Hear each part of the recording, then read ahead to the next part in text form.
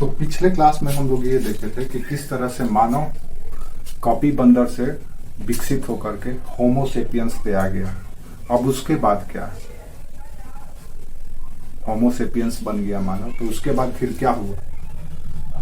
क्या उसी तरह से जंगल में रहता रहा, उसी तरह से हंटिंग करता रहा, शिकार करता रहा, या फिर उसके बाद का जीवन कुछ और हुआ?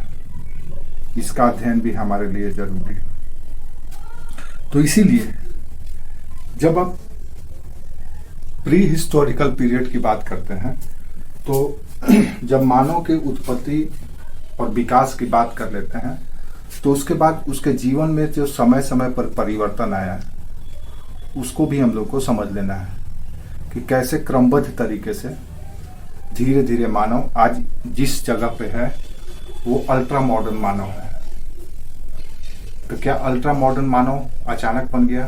पता चलेगा नहीं। उसमें कई समय कालखंड युग में परिवर्तन आया, उसने स्वयं से टेक्नोलॉजी ढूंढा, बनाया, उसका उपयोग किया और तब जाकर के इस जगह पे पहुंचा है। तो इसीलिए हम लोग प्री हिस्टोरिकल पीरियड पढ़ रहे थे तो उसमें हम लोग मानव के विकास को देखे कि मानव कैसे यहाँ पे पहुंचा। अब मानव कैसे स्टेबल हो रहा है धीरे धीरे, कैसे मानव एक तरह से अपने जीवन को सरल बनाना शुरू किया। तो मानव जैसे जैसे अपने जीवन को सरल बनाना शुरू किया उसको हम लोग स्टोन एज में या लिथिक एज में पढ़ते हैं।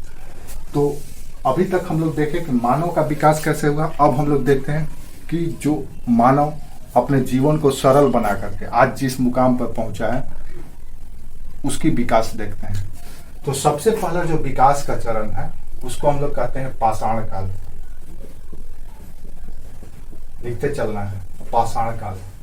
पाषाण काल इसलिए हम इसको कह रहे हैं क्योंकि एक लंबे समय अवधि तक लगभग 6 लाख ईस्वी से लेकर के 6 लाख ईस्वी पूर्व से लेकर के 1000 ईस्वी पूर्व तक, 6 लाख ईस्वी पूर्व से 1000 ईस्वी पूर्व तक मानव का जीवन पत्थर और उससे बने औजार के द्वारा विकसित और परिवर्तित होते रहा है। इसीलिए हम इसको पाषाण काल कहते हैं। इंग्लिश में इसको लिथिक एज भी कहा जाता है। हाँ, मानव के जीवन का विकास है। अब मानव का सामाजिक जीवन का विकास है। मानव तो बंदर से मानव बन गया, होमो सेपियंस। अब उस होमो सेपियंस मानव कैसे अपने जीवन को सरल बना रहा है। तो ये विकास का जो चरण है वो जीवन को सरल बनाने का चरण है, बनाने का चरण है।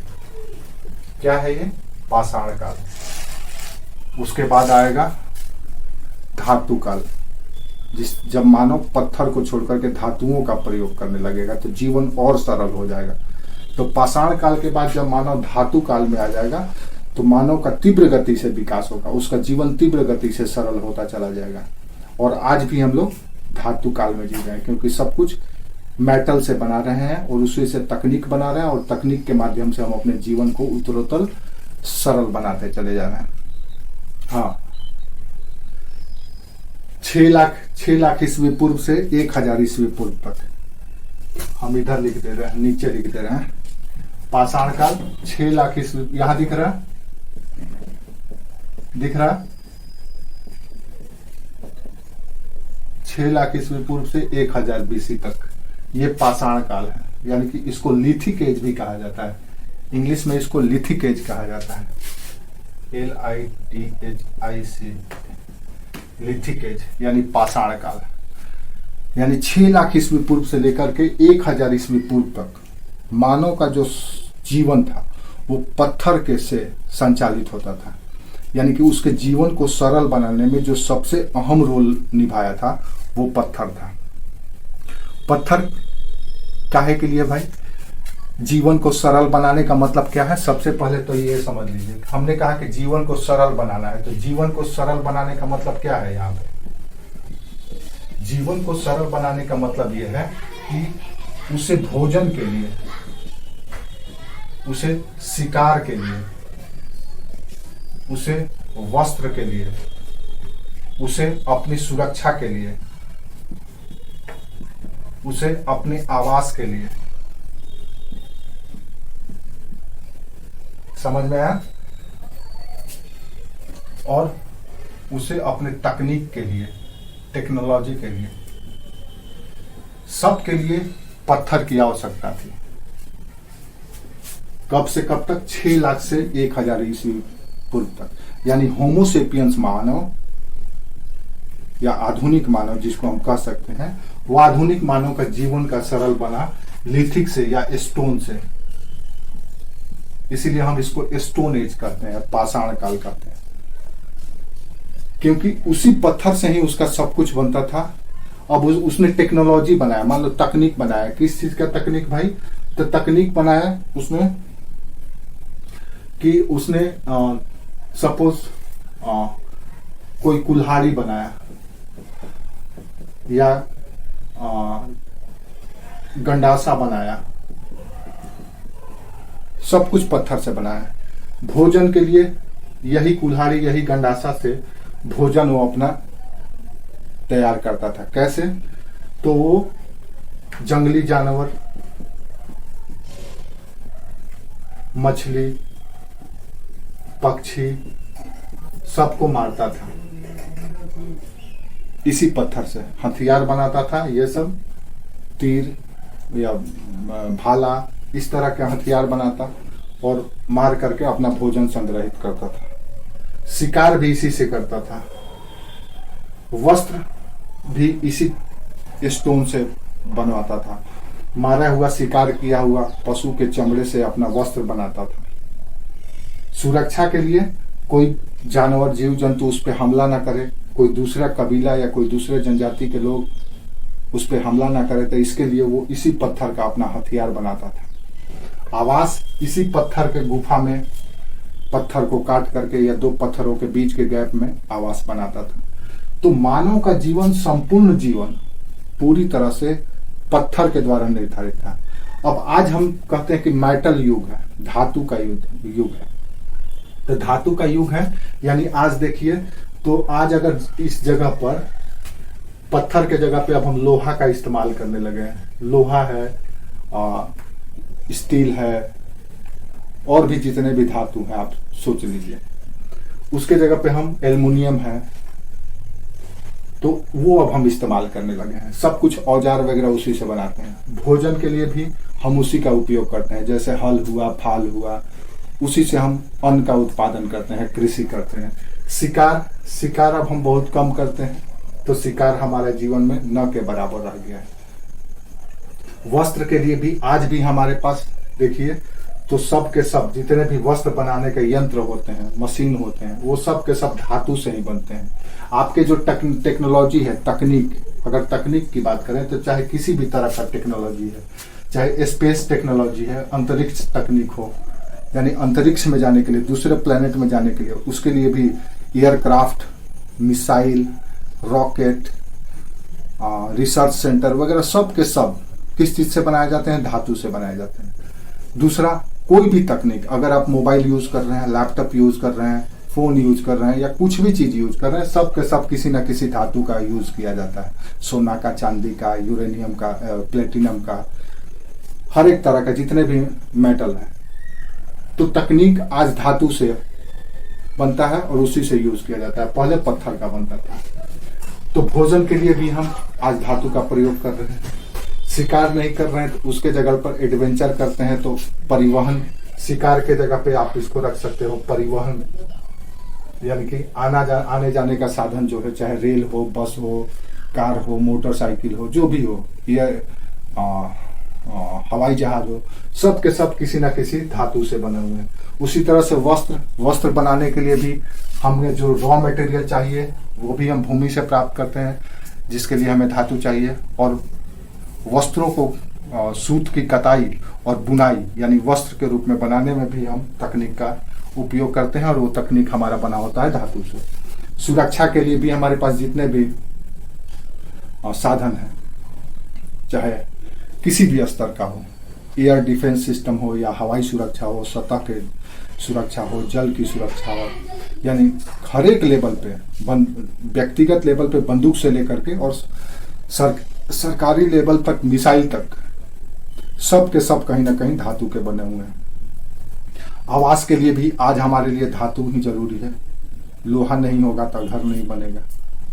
तो हर एक जगह पे हम धातु का उपयोग करते हैं। तो आज धातु युग है। तो इसी तरह से पाषाण युग वो युग था जिस युग में मानव अपने जीवन को सरल बनाने के लिए पत्थर और उससे बना हुआ तकनीक का उपयोग करता था। उसी को हम पाषाण युग कहते हैं। समझ में आया?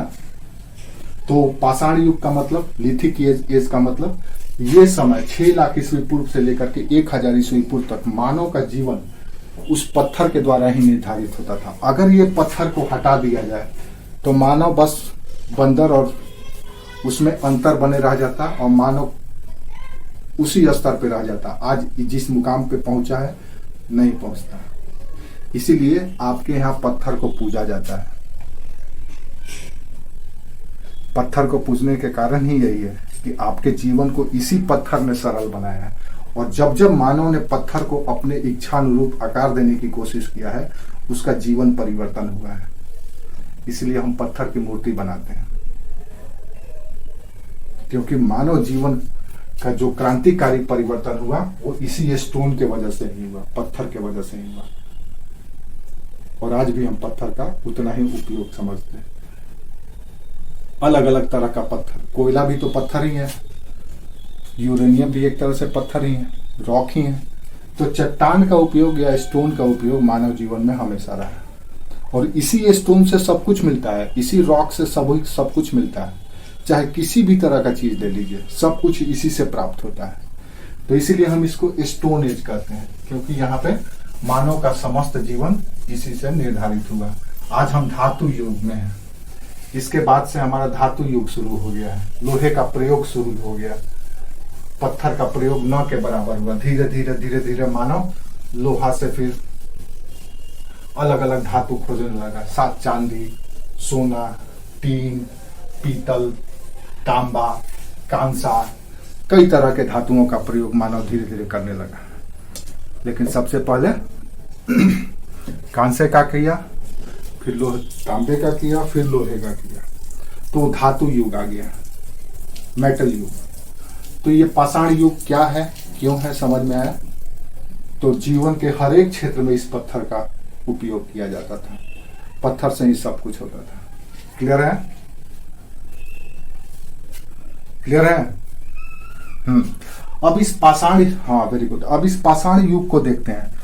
पाषाण युग को बेसिकली 3 कालखंडों में बांटा गया है। पूरे इतिहास में जब आप पाषाण एज या लिथिक एज पढ़ते हैं तो इसको 3 टाइम पीरियड में बांटा गया है। कौन कौन सा, ये भी देख लीजिए।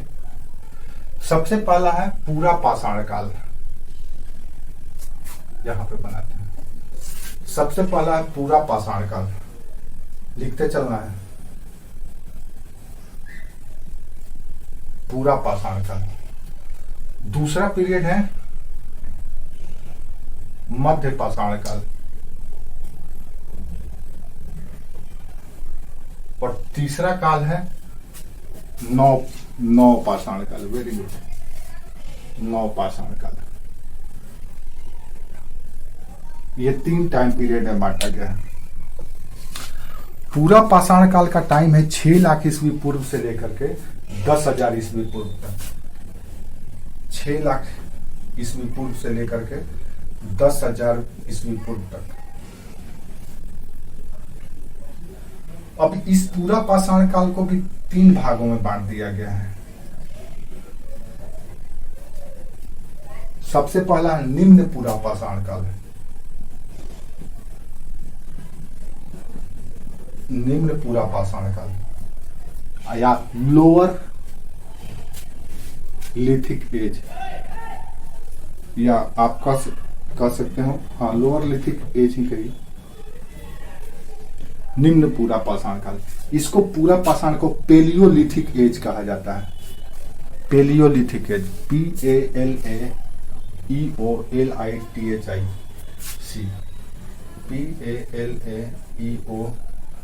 PALAEOTHIC, पेलियोलिथिक एज भी कहा जाता है।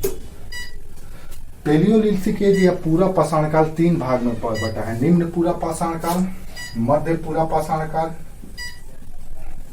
और उच्च पूरा पाषाण काल।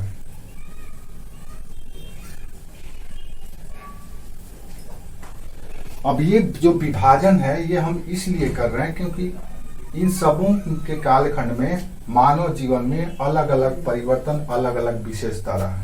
इस टाइम पीरियड में जो मानव था, जिस तरह का तकनीक यानी कि पत्थर के औजार का प्रयोग करता था, जिस तरह का उसका लाइफ स्टाइल था, वो इस काल में थोड़ा सा चेंज हो गया, परिवर्तित हो गया, उन्नत हो गया, डेवलप हो गया और उससे भी ज्यादा हाईटेक और सरल हो गया नवपाषाण काल में। इसीलिए हम इसको क्लासिफाई करते हैं। तो निम्न पूरा पाषाण काल का अगर टाइम एज देखिए तो 6 लाख ईस्वी पूर्व से लेकर के 50,000 ईस्वी पूर्व तक था। ये सबसे लंबा काल था। 6 लाख ईस्वी पूर्व से 50,000 बीसी तक था निम्न पूरा पाषाण काल, सबसे लंबा समय था।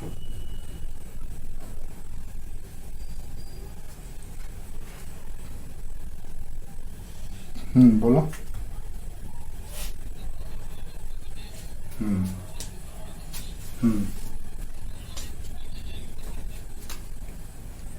1.5 लाख क्या बोल रहा?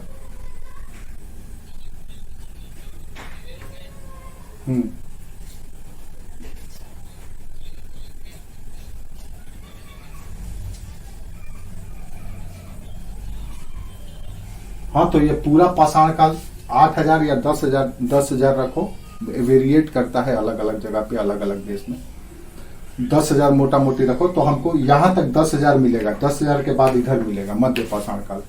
तो 6 लाख बीसी से 1.5 लाख बीसी तक निम्न पूरा पाषाण काल, और 1.5 लाख बीसी से लेकर के लगभग 35,000 बीसी तक, 1.5 बीसी से लेकर के लाख है 35,000 बीसी तक, ये मध्य पूरा पाषाण काल। और 35,000 से लेकर के 10,000 ईस्वी पूर्व तक,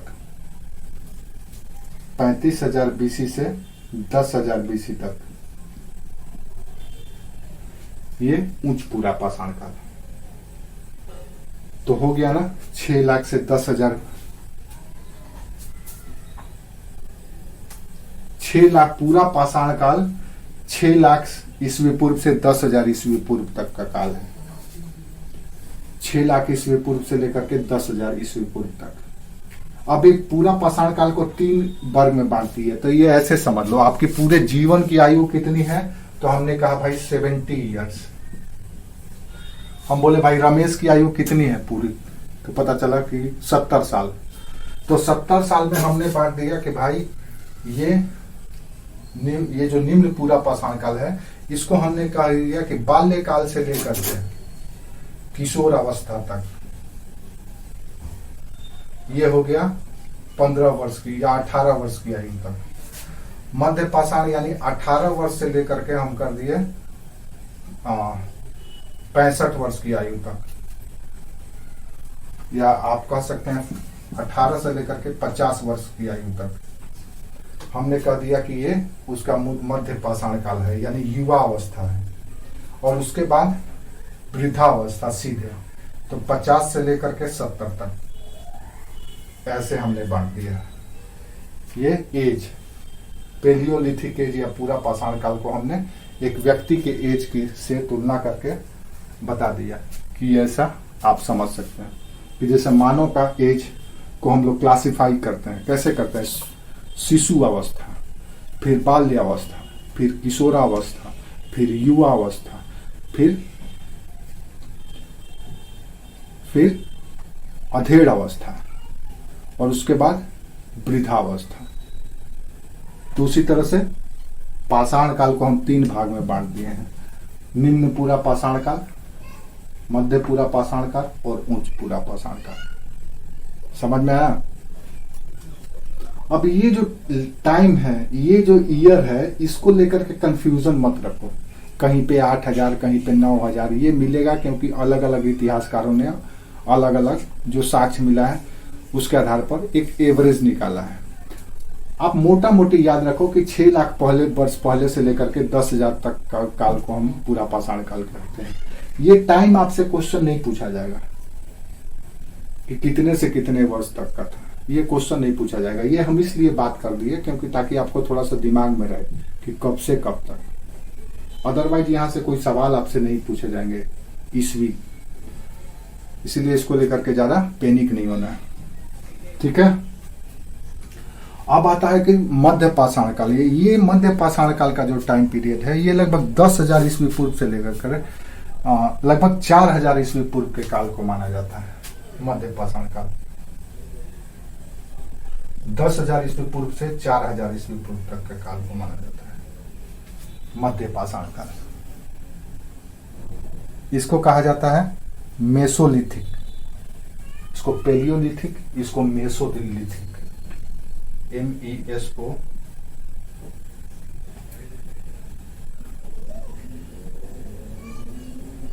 मेसोलिथिक, LITHIC, मेसोलिथिक यानी कि मध्य पाषाण काल।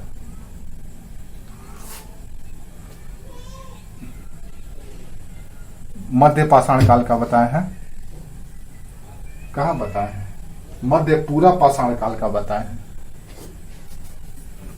मध्य पूरा पाषाण काल का बताया। हाँ, निम्न पूरा, मध्य पूरा पाषाण काल और उच्च पूरा पाषाण काल, ठीक है। तो ये पूरा पाषाण काल हो गया। अब ये हो गया मध्य पाषाण, इसमें पूरा शब्द नहीं है, पूरा है, ये सिर्फ मध्य पाषाण काल है, पूरा नहीं है। पूरा हो जाएगा तो अलग हो जाएगा। ये सिर्फ पाषाण काल है, पूरा नहीं, ये पाषाण काल है। 10,000 BC से लेकर के 4,000 BC तक, 10,000 ईस्वी पूर्व से लेकर के 4,000 ईस्वी पूर्व तक, ठीक है। अब उसके बाद 4,000 ईस्वी पूर्व से लेकर के 1,000 BC तक, ये हो गया नौ पाषाण काल। 1,000 BC तक, 1,000 ईस्वी पूर्व तक, ठीक है। तो ये हो गया आपका पूरा पाषाण एज या लिथिक एज का क्लासिफिकेशन, यानी इस धरती पर मानव के जीवन को निर्धारित करने वाला पत्थर एक लंबे समय तक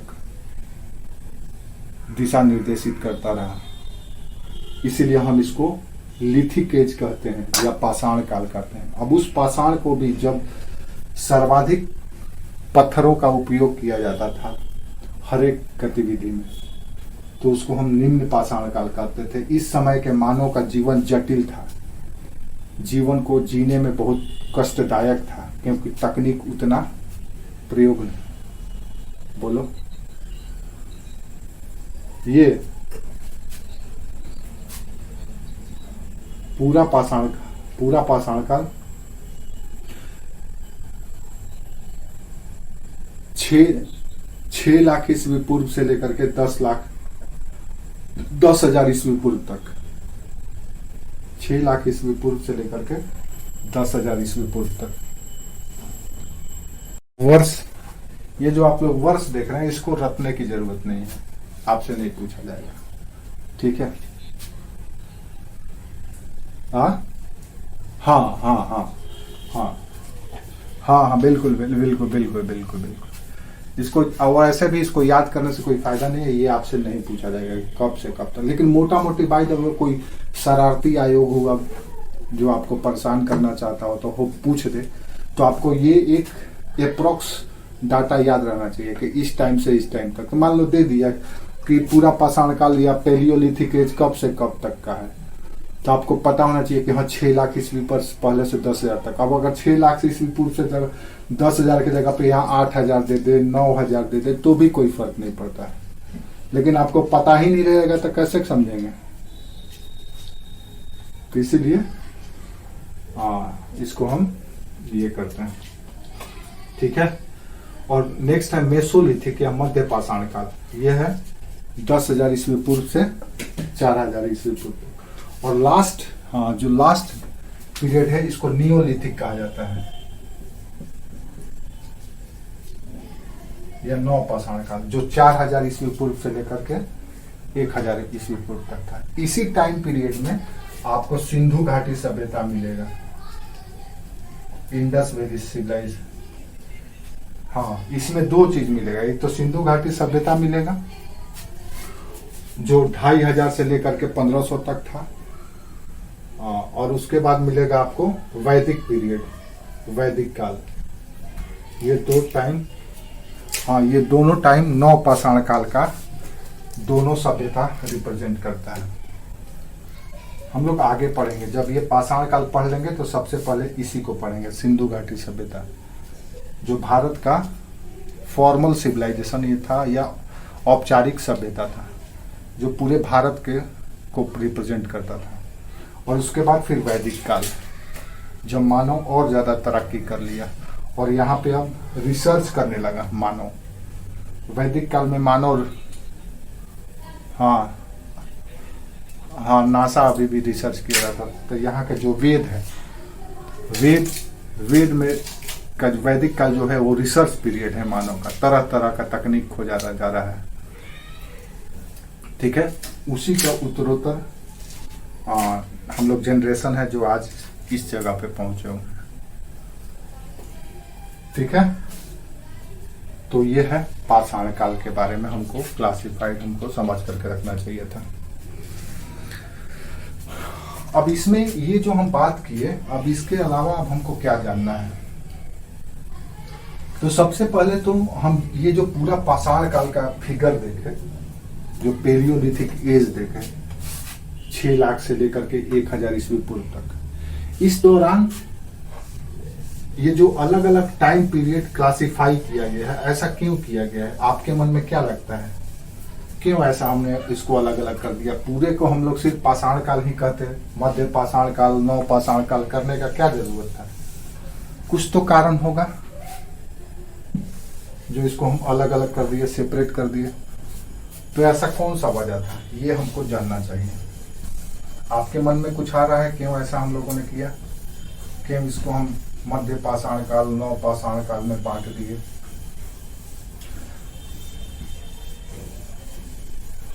तो इसका कुछ कारण है। इसका कारण क्या है तो समझ लो। ये जो वर्गीकरण किया गया है पाषाण काल का, इस पाषाण काल के वर्गीकरण के पीछे कारण है। कारण क्या है? तो सबसे पहला कारण है कि जो पत्थर का औजार यूज किया गया या पत्थर का प्रयोग किया गया, उसके प्रयोग का जो तकनीक था, टेक्नोलॉजी, उसमें परिवर्तन आया, अलग अलग टेक्नोलॉजी आया। इसके तकनीक में परिवर्तन की वजह से क्या हुआ कि जो औजार थे उसके स्वरूप बदल गए। तो औजार के स्वरूप में परिवर्तन, औजार के स्वरूप में परिवर्तन का मतलब ऐसे समझ लो, अलग अलग कालखंड में अलग अलग पत्थर का प्रयोग के तकनीक में, बता रहे हैं, पत्थर का प्रयोग के तकनीक में परिवर्तन हुआ और उसके बाद औजार के स्वरूप में परिवर्तन हुआ। इसका मतलब यह है, मान लो आप ऐसे सोचो, आप कल्पना करो जब टेलीफोन का आविष्कार हुआ था तो टेलीफोन कैसा होता था? तो एक कान में लगाया जाता था, एक ऐसे मुंह में पकड़ा जाता था, ऐसे शुरू हुआ। फिर कैसा टेलीफोन आया? फिर टेलीफोन आया ऐसे पकड़ने वाला, इधर कान में लगाओ, ऐसे लगाओ, ठीक है। फिर टेलीफोन कैसा आया? तो इतना बड़ा बड़ा मोबाइल फोन आया जिसको ऐसे खींच करके लोग बात करते थे। वायरलेस आया, फिर टेलीफोन आया। आज मोबाइल फोन कैसा आ गया? फोल्डेड आ गया है। अब उससे भी ज्यादा आ गया, कागज के पन्ने की तरह। तो ये क्या है? वही मोबाइल फोन है, लेकिन तकनीक का परिवर्तन हुआ तो उसका स्वरूप बदल गया। तो ये जो अलग अलग हम लोग वर्गीकरण किए हैं, पूरा पाषाण काल, मध्य पाषाण काल, नव पाषाण काल, इन सभी कालखंड में पत्थर का प्रयोग तो किया गया है, लेकिन उसका तकनीक उन्नत होता चला गया। जो मानव बड़े बड़े पत्थरों को तोड़ करके बड़ा बड़ा हथियार बनाता था भारी भरकम, उसमें उतनी शार्पनेस नहीं थी, बेढंगा बेडौल था।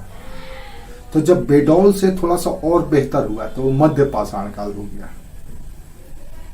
और जब बिल्कुल ही एकदम अच्छे तरीके का पत्थर के साथ साथ धातु का भी प्रयोग शुरू किया जाने लगा औजार बनाने में, जीवन को सरल बनाने के लिए और तरह के तकनीक में, तो उसको हम नवपाषाण काल लेने लगे। यानी कि पत्थर का स्वरूप में समय समय पर जैसे जैसे प्रयोग हुआ, पत्थर और अलग अलग पत्थरों का प्रयोग होने लगा। पहले मोटा मोटी एक ही तरह का पत्थर का प्रयोग होता था, तो जैसे जैसे नए नए पत्थरों का प्रयोग शुरू हुआ और बेहतर पत्थर का प्रयोग हुआ, और पत्थर बेडौल पत्थर को काट करके घीस करके बेहतर और शार्प बनाया गया और सूक्ष्म से सूक्ष्म औजार बनाया जाने लगा, इतना छोटा छोटा औजार बनाया जाने लगा। तो ये जो चेंज हुआ, इसी के आधार पर हम इसको पूरा पाषाण, मध्य पाषाण और नवपाषाण काल में परिवर्तन करते हैं, ये वर्गीकरण करते हैं। समझ में आया? अब आप ऐसे सोचो, मानो जब कंप्यूटर बनाया तो कंप्यूटर का शुरुआत कब हुआ? तो पता चला कि एक कंप्यूटर एक रूम में होता था, पूरा रूम ही एक कंप्यूटर होता था। फिर उसके बाद पीसी आया, जो टीवी की तरह टेबल पर रखा जाता था। फिर उसके बाद लैपटॉप आया, फिर आज टैब आ गया है, और आने वाले समय में ऐसा आ जाएगा कंप्यूटर कि आप एक छोटा सा चिप होगा, बटन दबाइए, उसको दबाइए, आपका स्क्रीन अपने आप ऐसे ओपन में दिखेगा, ओपन में एयर में रहेगा, वो एयर में ही आपको सारा स्क्रीन दिखेगा, उसको टच कीजिएगा तो वहीं से ऑपरेट हो जाएगा। तो ये तकनीक का उन्नतीकरण है। तो पाषाण काल को हम लोग इसीलिए क्लासिफाई करते हैं कि पाषाण काल के दौरान पत्थर का प्रयोग का तकनीक तो बदल गया। अब ये क्या हो गया? बेडौल से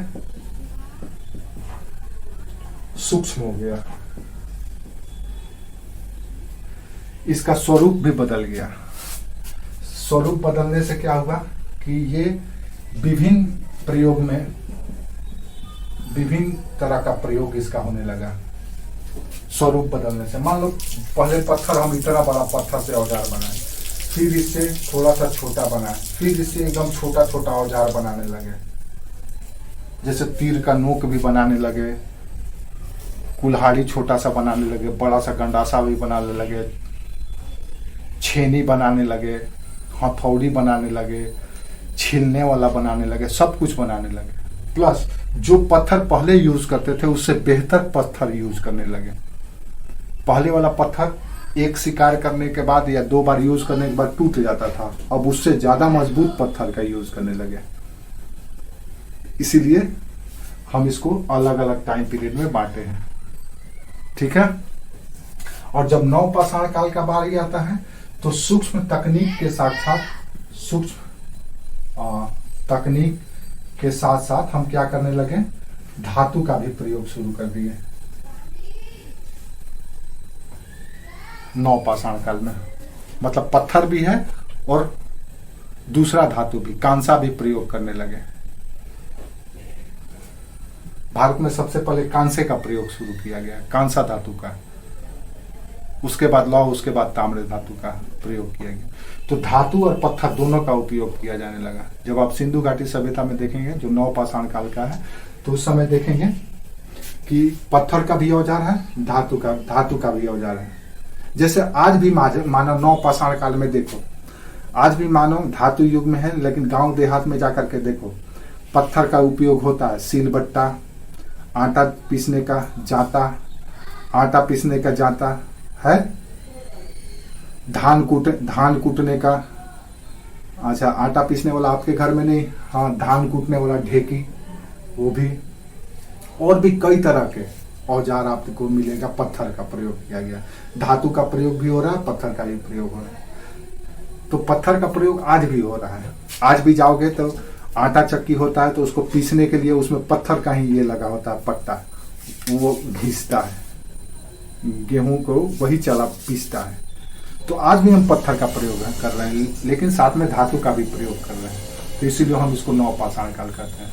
तो ये जो पत्थरों के उपयोग का में विविधता आया, और उपयोग के विविधता के कारण पत्थर के स्वरूप में परिवर्तन है, और इसी स्वरूप में परिवर्तन और तकनीकी उन्नति के कारण या परिवर्तन के कारण या उन्नयन के कारण हम इसको अलग अलग टाइम पीरियड में बांटते हैं।